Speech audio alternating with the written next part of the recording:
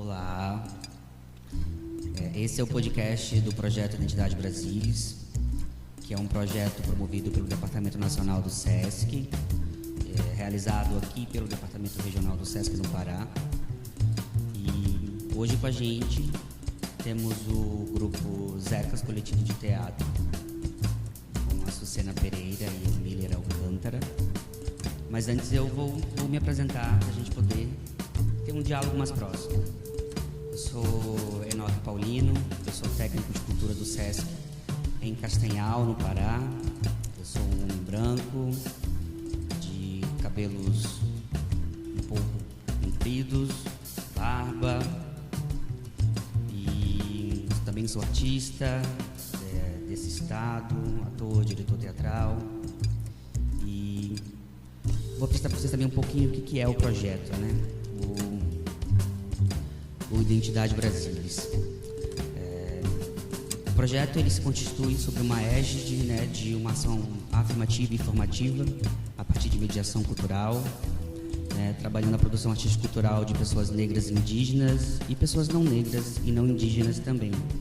Tem seu propósito centrado na produção de ações com foco na mediação de saberes e conhecimentos desses dois grupos étnicos. Hoje a gente vai estar falando sobre artes cênicas, sobre a produção de um espetáculo teatral, o Calafeto, mas também de toda a produção, né, do grupo Zecas Coletivo de Teatro, que atua na cidade de Belém do Pará. Vou pedir aqui que o Miller, vamos começar pelo Miller, que ele se apresente, né? E aí, Miller, tudo bom? Olá, tudo bom? Sou Miller Alcântara, homem negro, cabelo cacheado, um pouco grande, indo pro Black Power, mas ainda não. Sou natural de Suri, na Ilha do Marajó, aqui no Pará. Tenho 25 anos, sou artista, licenciado em teatro e membro do Zecas Coletivo de Teatro. E é isso. É isso. Então vou pedir aqui pra gente se apresentar também a Sucena, por favor. Eu sou a Sucena Pereira, sou uma mulher preta, gorda, com cabelo curto, batidinho, cabelos pretos também, com algumas tatuagens nos braços, nas pernas. Eu sou artista, sou professora de língua espanhola, graduada em letras, língua espanhola na UFPA e também graduada no curso técnico em teatro pela Escola de Teatro e Dança da UFPA também. Sou membro e fundadora do Zecas Coletivo de Teatro e atuo também dentro do grupo Folhas de Papel com a J. Takashi e Thaís Sawaki. É isso. Para a gente começar o nosso diálogo, assim, vou deixar um tempo para vocês dois falarem sobre ou conversarem sobre, né? Pensando que aqui é uma conversa que a gente pode, sim, parar um pouquinho e perguntar sobre algo que a gente está falando no momento. Então, assim, respeitando um pouco a fala um do outro, mas bem livres, tá, gente? Tranquilo. Eu queria que vocês definissem o que é o Zecas Coletivo de Teatro, né? O que é o Zecas, como ele se constitui e como vocês veem a importância do coletivo dentro da cena teatral realizada em Belém, realizada também no nosso estado por um todo, vamos dizer assim, né? Mas principalmente ali onde vocês atuam mais, que é na capital do estado. Então, o que é o Zecas, né? Como que ele se define? Como que vocês veem a importância dele acontecendo dentro da cena teatral paraense? Bom, o Zecas, ele se originou, é importante falar sobre isso, que ele se originou no projeto de extensão da UFPA, que era um grupo de teatro universitário. O nome do projeto é Novos Encenadores, é isso, né, Mila? E foi através desse projeto que se originou o Zeca de uma Cesta Só, que é um dos espetáculos que fazem parte do acervo do grupo, do Zecas. E a partir do GTU, depois de uma viagem que nós fizemos no Festival Estudantil, que era o FETO, que se originou essa proposta de fazer um grupo, de trabalhar com teatro, da gente também, para além de um grupo de trabalho, um grupo de fortalecimento entre os membros, da gente poder falar sobre as nossas particularidades, das nossas vivências, e a partir daí também começar com as criações do grupo. Antigamente o Zecas ele era formado por acho que quase 20 e poucas pessoas, e hoje em dia nós somos 8. Né? Temos a Brenda Lima, o Paulo César, o Vitor Menezes, o Lucas Del Correa, o Miller Alcântara, a Vitória Miyuki e eu, a Sucena. Hoje nós somos 8 pessoas. E aí vai, Miller. É importante falar sobre esse começo, né? Porque, como a Sena falou, a gente parte de um espetáculo para o coletivo. Normalmente a gente vê grupos que se criam para montar espetáculos. O nosso meio que foi oposto, assim, a gente se originou de um espetáculo, e um espetáculo dentro da universidade, feito por alunos da universidade. Os 4 dramaturgos de Zeca de uma Sexta Só eram pessoas que eram da minha turma, que era a turma de licenciatura em teatro de 2013, e eles resolveram levar uma proposta, né, para o projeto de extensão, e que se originou o Zeca de uma Sexta Só. E é importante falar também que é um projeto que é voltado para a comunidade. Então, para além de pessoas que já estavam ali no meio da Escola de Teatro e Dança, né, que é a ETDUFPA, teve essas pessoas que vieram da comunidade para esse fazer teatral, então não tinham contato. A gente era numa faixa de 30 e poucas pessoas quando o espetáculo já estava pronto. Antes dele estar finalizado o processo, acho que mais de 40 pessoas passaram pelo processo, que envolveu oficinas e, enfim. E aí a gente montou o Zeca de uma Sexta Só. A gente foi contemplado com o edital, ainda em Belém, que era o Prêmio ProEx, né? Que é um prêmio também da universidade, né? Também da universidade, E aí daí a gente foi para esse festival estudantil, que é o FETO, que acontece em Minas Gerais. E aí a gente teve uma recepção muito bacana lá. E aí foi um momento que a gente parou, né, e pensou assim, caramba, deu certo. Então a gente está vendo que estão comprando essa ideia, né? E aí até o nosso antigo diretor, que é o Leandro Ferreira, ele sempre fala isso aí, que foi o ponto assim que, enfim, na época a gente tinha ele meio que como um líder, assim, então a gente meio que tinha ele como líder, então ele vinha com as propostas, jogava pra gente, a gente como grupo ia lá e dizia, beleza, vamos fazer isso. E aí quando ele sai, a gente começa a se entender como coletivo de uma forma mais, como é que eu posso dizer? Madura. Mais madura. E aí é que a gente vai nesse caminhar, né, juntos, pensando como é que a gente vai levar esse coletivo, quais são os novos projetos. Porque a gente teve que aprender muito na prática mesmo, né? No momento que o Leandro sai, porque ele também ele viajou, foi morar no Rio, foi trabalhar para lá, e foi um baque muito grande para a gente também, porque a gente estava acostumado com alguém que falasse ali o que a gente tinha que fazer, até porque nós éramos muito jovens. Nós crescemos juntos no teatro, então a gente teve que aprender uns com os outros como seria o nosso fazer teatral sem o Leandro, que era uma peça também fundamental dentro do grupo. E a partir daí a gente começa a pensar novas formas, para além do Zeca de uma Sexta Só, e o PC, que é o Paulo César, vem com a proposta de fazer um espetáculo um pouco mais performático, que foi o 1800, que a gente até fala que é um ato performático. E foi a nossa primeira assim, proposta, a primeira dramaturgia sem o Leandro, e que a gente, vamos comprar essa ideia, estamos ali e vamos fazer. E hoje em dia eu vejo... É até estranho assim, falar dessa importância do grupo para Belém, ou para esse cenário artístico de Belém, melhor falando, porque eu acho que é isso, né? Nós estamos... Quantos anos a gente vai fazer? 6. 6 anos de grupo já, e é um grupo de denúncia para além de tudo, né?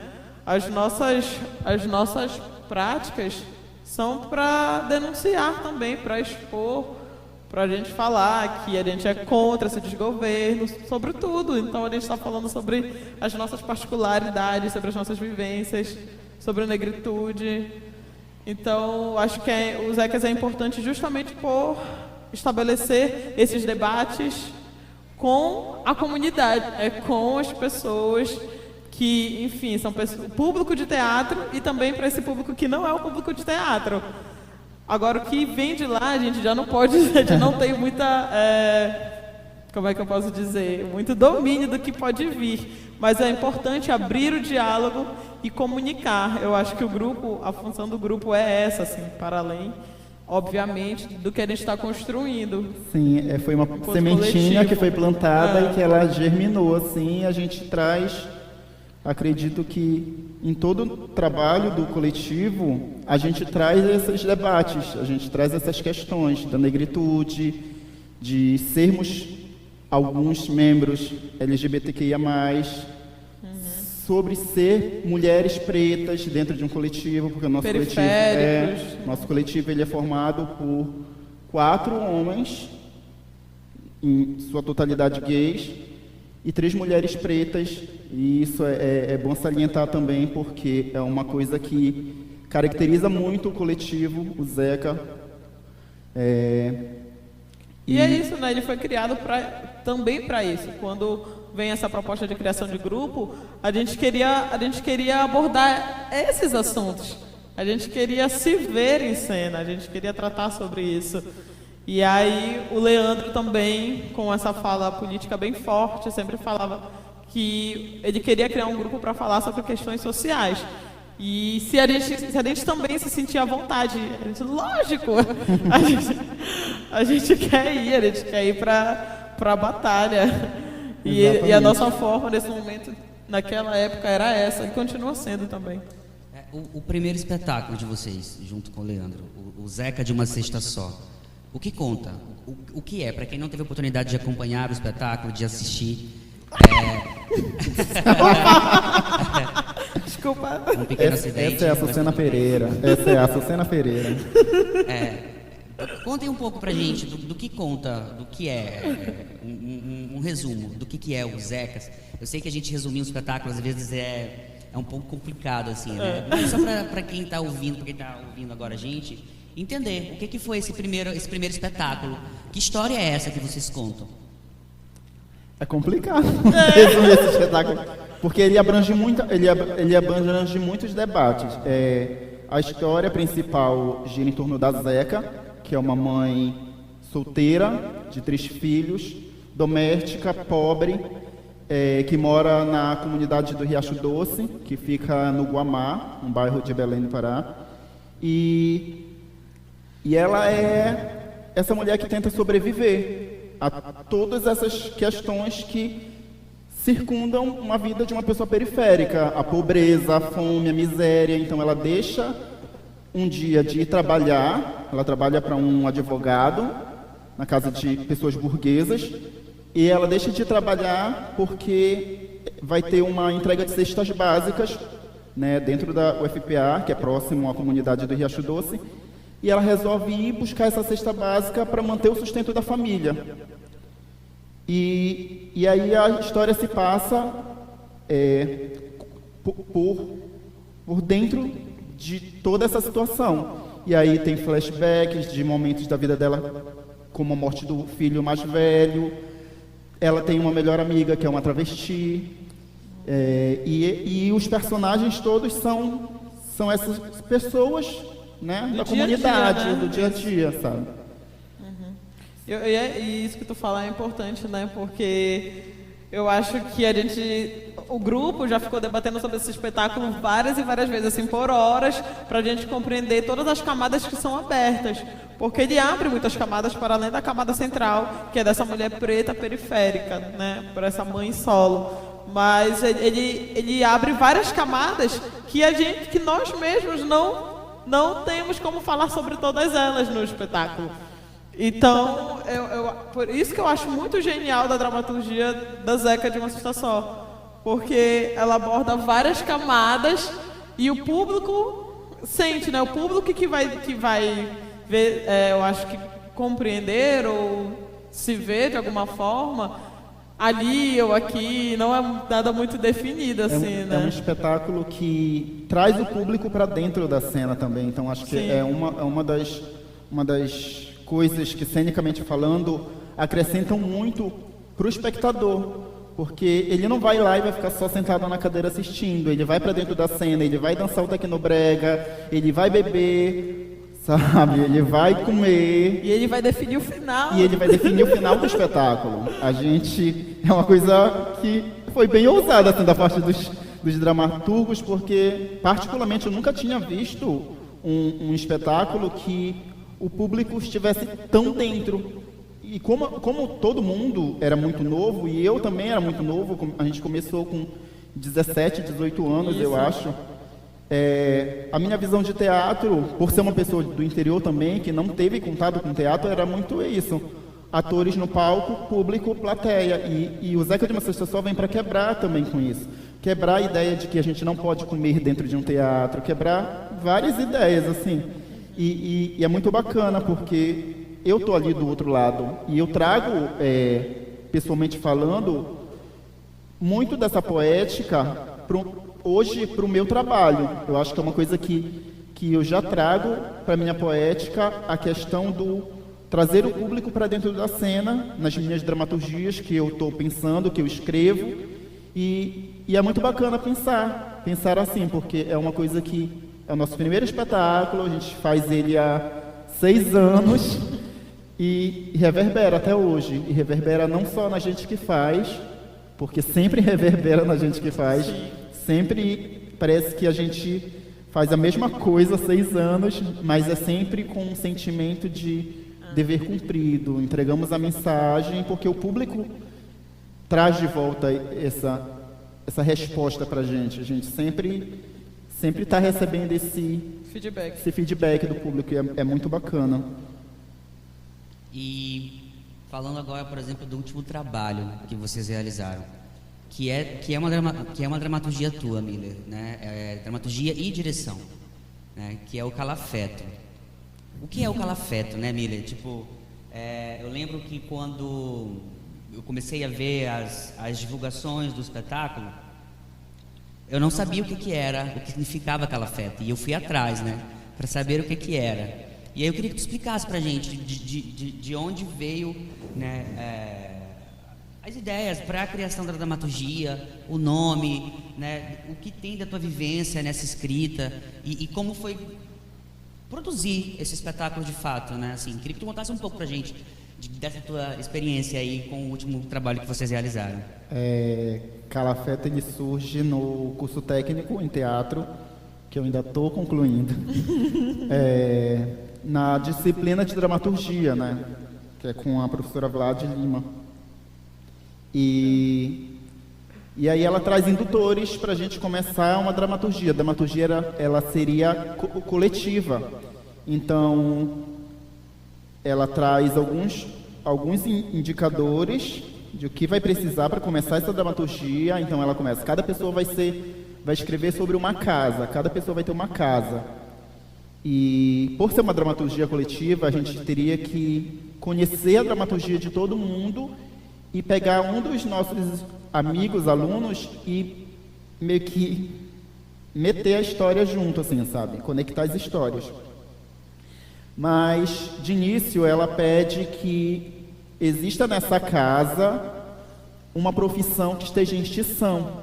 E aí ela vai lá e fala, e pensa na profissão dos teus avós, dos teus bisavós, dos teus pais, e vê se algum deles trabalha uma profissão que esteja em extinção, né? E aí eu penso, e aí automaticamente veio a profissão do meu avô, que é pouco conhecida, e que eu falei, eu nunca pensei em escrever uma dramaturgia que fosse abordar um trabalho do meu avô, assim. E aí, isso é uma das coisas que eu fico mais feliz de ter tido esse estalo, assim. Ele é calafeteiro, que é a profissão onde a pessoa que coloca estopa de algodão nas frestas dos barcos para que eles não afundem, barcos de madeira, mas também quem coloca as estopas de algodão em frestas de madeiras, de pisos de loja, enfim, etc. Para que não ocorra mesmo esse adentrar de água no negócio lá. Os pisos. E no barco, né? Porque o barco não afunde.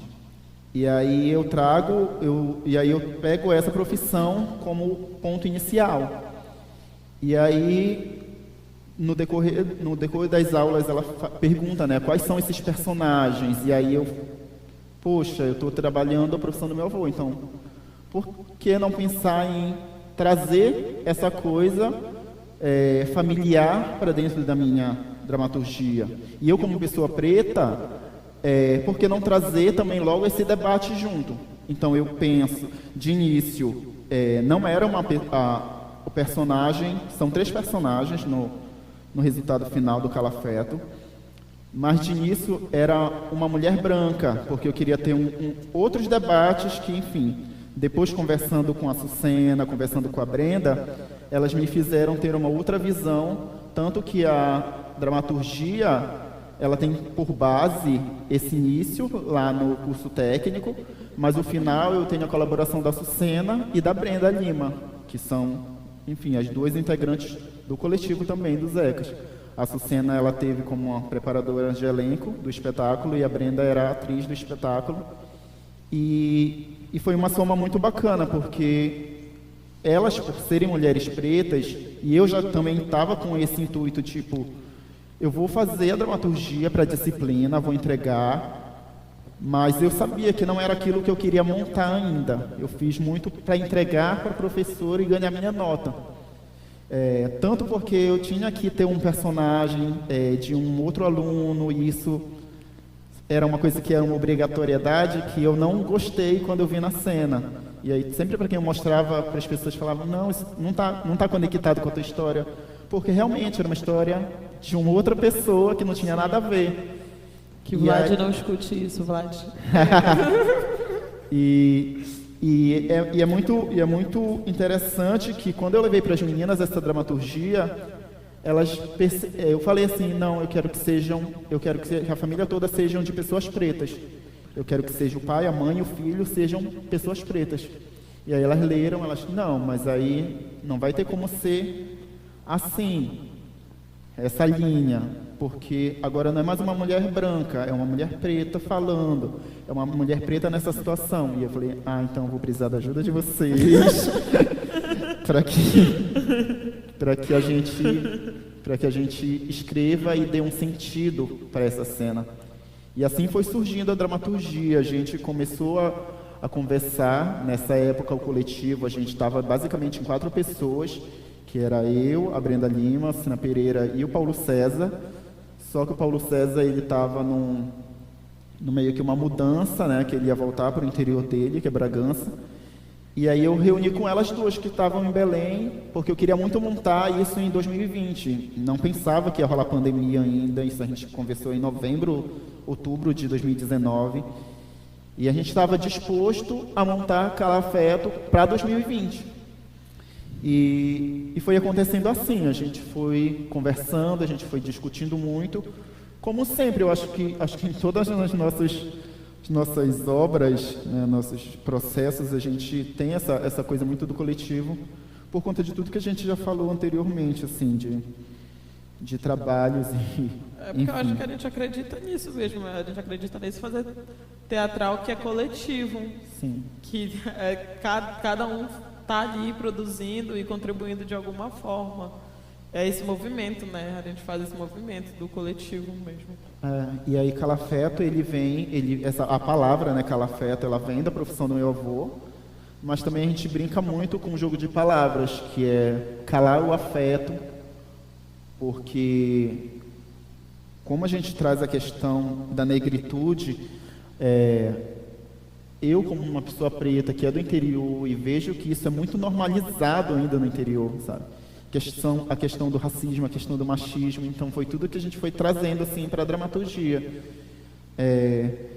E são debates que a gente queria muito trazer e a gente estava com um planejamento de levar para apresentar a História se passa em Soure, que é a minha cidade natal, e a gente queria muito levar para lá, para que o público assistisse e talvez se identificasse, né? Acredito que se identificariam muito, porque é a realidade que a gente vive, infelizmente, lá.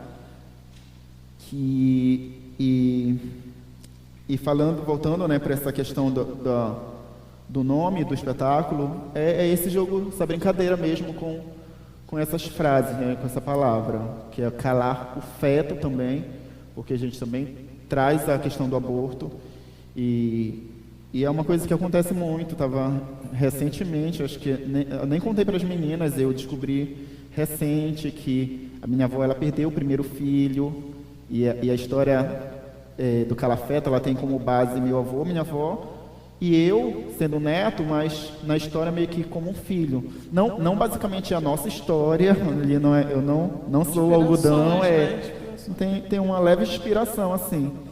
E eu descobri depois de ter montado o espetáculo que ela teve um aborto, sabe?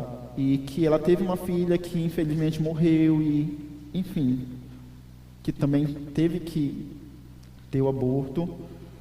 E a gente traz essas questões e esse jogo com essa palavra calafeto, que é da profissão, calar o afeto e calar o feto também, sabe?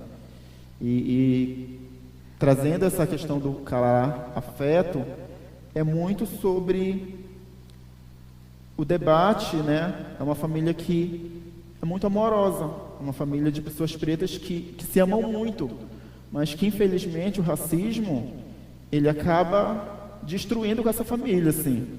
É uma história que é trágica, ela é bem dramática e, enfim, é uma coisa que tem essa problemática exatamente por conta de todas essas questões que circundam, né? Essa questão da negritude e do racismo, principalmente no interior, onde é normalizado de uma forma muito absurda. Tem uma questão no espetáculo, assim, eu cheguei a assistir o espetáculo, né? Que para mim fica muito marcada, e a impressão que se tem, tu fala agora que tipo não é uma história fiel àquilo que tu viveu, mas tem ali, né, umas inspirações na tua convivência com os teus avós e tal.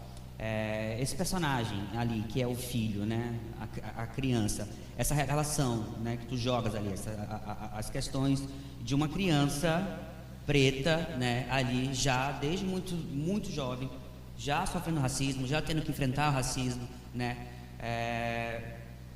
Para ti, assim, eu queria que tu me falasse um pouco desse personagem, dessa queriança ali, né? Qual é a mensagem ali que ele traz? Eu tenho um irmão mais novo, que fez 10 anos, e eu acho que muito da minha inspiração vem dele, sabe? De querer fazer com que o mundo perceba o quanto isso é errado e tentar melhorar mesmo o mundo para ele, assim. E aí, quando eu escrevo o algodão, era basicamente para mostrar o quão prejudicial pode ser o racismo a ponto de fazer uma criança querer tirar a própria vida, sabe? E isso acontece muito, o ambiente escolar, que é onde ele sofre o racismo na trama, ele é muito cruel. E no interior, como é tão normalizado, acaba sendo 1000 vezes pior. Eu nunca, na época que eu era criança, como eu não tinha uma consciência de que eu era uma pessoa preta. Obviamente eu lembro dos bullying e coisas do tipo, mas por eu não ter uma consciência, a consciência que eu tenho agora, eu não tenho momentos que me marcaram tanto quanto eu presencio hoje em falas do meu irmão, em fala dos meus primos. Então, acho que é exatamente trazendo essa visão que eu trago para o meu personagem, sabe? Caramba, isso ainda acontece, sabe? Isso ainda acontece com muita frequência e dentro da minha família. E como é que eu posso expor isso? Como é que eu posso denunciar isso, sabe? E é através da minha arte. Eu acredito muito no poder que a arte tem de transformação. E se eu escolho isso como minha profissão, eu vou usar isso para defender o que eu acredito, que é esse momento vou escrever uma dramaturgia para denunciar e para mostrar que isso existe, porque tem muita gente que ainda acredita que não existe mais, não existe mais, né? Que é absurdo, e por não achar que existe, é que muitas vezes acontece. Então, basicamente vai por esse caminho, assim. Eu penso muito nos meus, e quando eu digo nos meus, não é só minha família, em todas as crianças mesmo que têm que crescer passando por isso, hoje em dia, e muitas crianças que cresceram passando por isso, porque é um momento que, enfim, tu está criando uma consciência e isso afeta de uma forma que quando tu fica adulto, pode te gerar muitas coisas, assim. E aí eu penso nisso, assim, eu penso nessas crianças e em como denunciar esse abuso, né? Porque é um abuso. Eu fico pensando que esse pensamento de que isso não acontece mais, isso parte de pessoas que não são pretas, né, gente? São pessoas que não vivenciam, que não vivem, né? E eu acho que é muito importante sim, essa denúncia que é feita pelo coletivo de vocês, que em sua maioria, né, são pessoas pretas que fazem parte do coletivo. Existem pessoas brancas no coletivo de vocês, né? E essa relação, né, de ter uma pessoa branca ali, como que é essa relação dentro do coletivo, assim, né? Que em sua maioria são de pessoas pretas, né? E aí vem toda essa denúncia, pra gente chegar num debate ali onde a branquitude está inserida, né? Só pra gente perceber aqui esse diálogo. Vou falar assim, cala a boca e escuta. Brincadeira, gente. Mas também é importante de vez em quando. A única pessoa branca que se encontra hoje no coletivo é o Paulo, né? O Paulo César, que também é um dos fundadores do grupo. E eu acho que a nossa conversa com o Paulo sempre foi uma conversa muito horizontal, assim, né? Ele sempre esteve, que é o que a branquitude deve fazer, tá, gente? Sentar e escutar. Eu acho que eu posso até dizer isso, que eu nunca vi o Paulo questionar alguma coisa dentro do que a gente queria propor sobre questões raciais. E é isso, né? A gente falava para ele as nossas inquietações, até às vezes, a gente sempre lava muita roupa suja dentro do grupo, então a gente fala das coisas que nos afetam e das coisas também que a gente acaba afetando o outro. E o Paulo sempre foi muito escuta nesse processo e também se coloca nesse local da branquitude mesmo, de compreender que ele é uma pessoa branca e que nesse momento ele tem que estar nos ajudando e não querendo pegar esse protagonismo ou algo do tipo, ou falar por nós, né? Tem uma coisa que eu sou muito fã de todos os membros do coletivo, assim, sabe? Enfim, da capacidade de criação, do talento mesmo dos membros. E o Paulo, ele veio como uma grande base também pra gente. Com certeza. Quando o Léo foi embora, porque ele foi o que propôs o primeiro projeto depois do Zeca de uma Cesta Só, E ele, sendo uma pessoa branca, em nenhum momento criou algo que ia dizer, vocês não vão falar sobre a negritude de vocês. Muito pelo contrário, ele trouxe essa primeira proposta que a gente não estava acostumado, porque a gente foi de performance, porque a gente veio do texto, e tu vai ter esse texto e tu vai gravar isso, e o Paulo não, ele veio com outra proposta para o coletivo, que é, vamos para dentro de um casarão histórico, que a gente tinha na época, que era a Casa da Zeca, a gente vai para dentro desse casarão histórico e a gente vai experimentar coisas, a gente vai experimentar situações, a gente vai experimentar cenas, e vocês vão trazer suas vivências. E nós, como pessoas pretas... Com o contexto de 1800, com o contexto de 1800, E o que pesava mais ainda. Então, a gente começa a trabalhar novamente a negritude, assim como foi no primeiro espetáculo, novamente trabalhar as nossas questões, né, pessoais, dentro desse projeto onde ele está encabeçando. E em momento algum ele vem com uma fala de que ele está encabeçando algo e por isso ele, sei lá, sabe, tipo, não. Por que falar disso? Né, que é o mínimo de pessoas brancas, esse é o mínimo que deveria ser feito. Sim. Então o Paulo cumpre direitinho o papel dele. E, brincadeiras à parte, mas falando real, esse é o mínimo. E ao momento que ele até, por ser um trabalho que originou também o mestrado dele futuramente, né,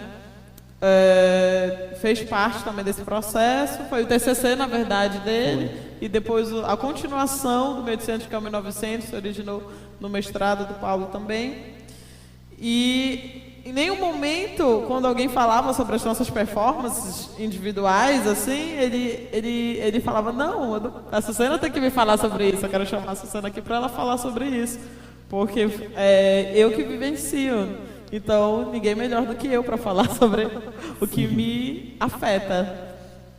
Então, a gente tem esses diálogos sobre branquitude, sobre qual o papel da branquitude dentro desse cenário racista mesmo, desse racismo estrutural que a gente vive, né? Para além desse racismo estrutural, na verdade.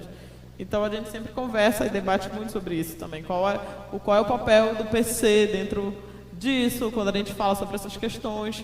E também das particularidades dele mesmo, né? Do que o define da pessoa dele. Sim.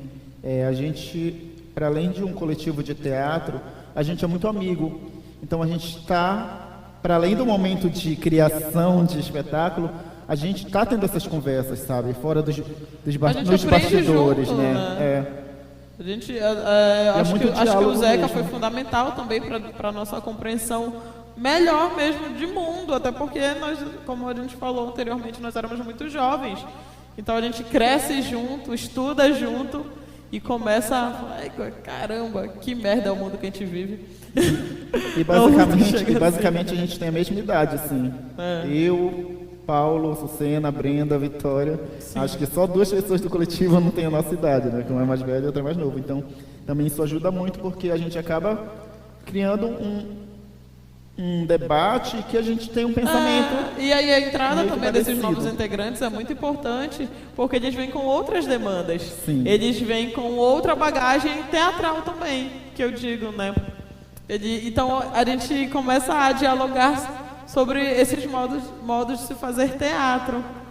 E aí quando o Lucas, a Vitória e o Vitor entram, é ótimo, porque a gente fica, caramba, olha só uma galera jovem também, né? O Vitor muito mais jovem.